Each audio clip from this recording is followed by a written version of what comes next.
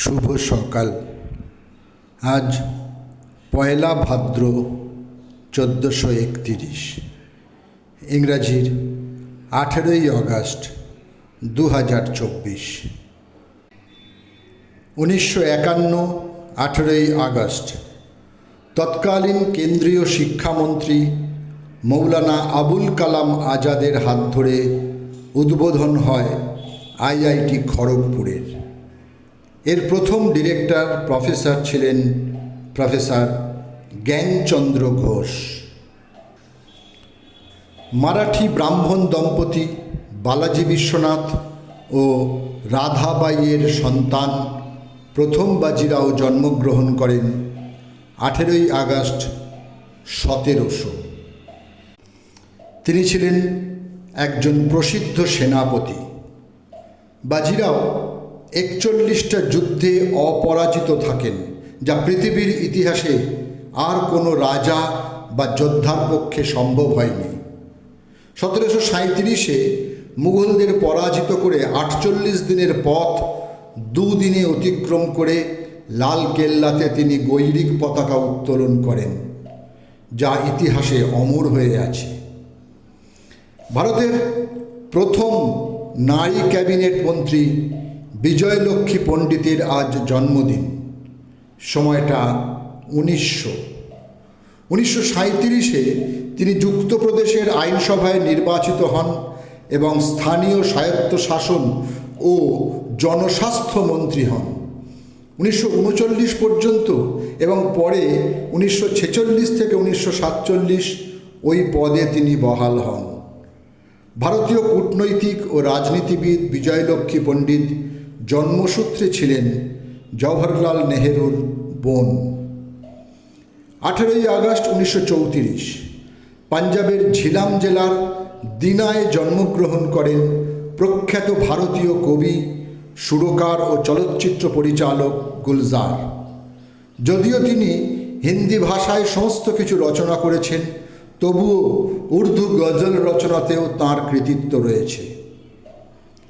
সেলিম আল-দ্বীন ছিলেন আধুনিক বাংলাদেশের একজন ভালো নাটককার ও গবেষক। 18ই আগস্ট 1949 বাংলাদেশের ফেনীর সোনাগাজীর সেনেরখিল গ্রামে তিনি জন্মগ্রহণ করেন। তাঁর রচিত নাটকে বাংলা জনপদের প্রান্তিক মানুষের চিত্র অসামান্য সারল্যে ফুটে উঠেছে।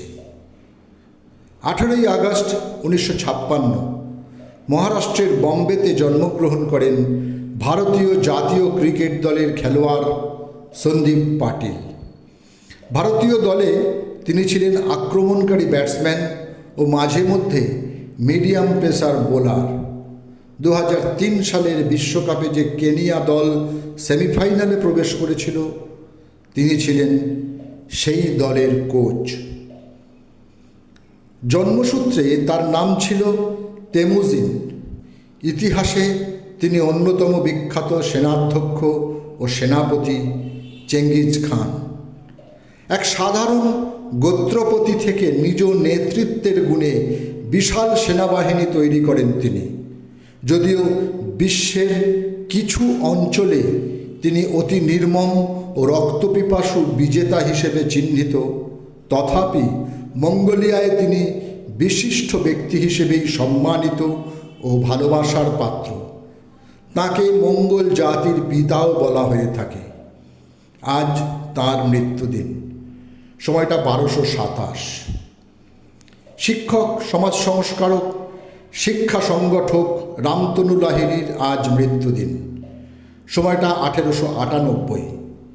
তিনি তাঁর শিক্ষা, একাগ্রতা, পুনর্জাগরণমূলক দৃষ্টিভঙ্গি এবং দিক নির্দেশনার দ্বারা ছাত্রদের একটি প্রজন্ম তৈরি করেন, যারা পরবর্তীকালে শিক্ষা, রাজনীতি, সাংবাদিকতা এবং অন্যান্য পেশায় গুরুত্বপূর্ণ অবদান রেখেছেন।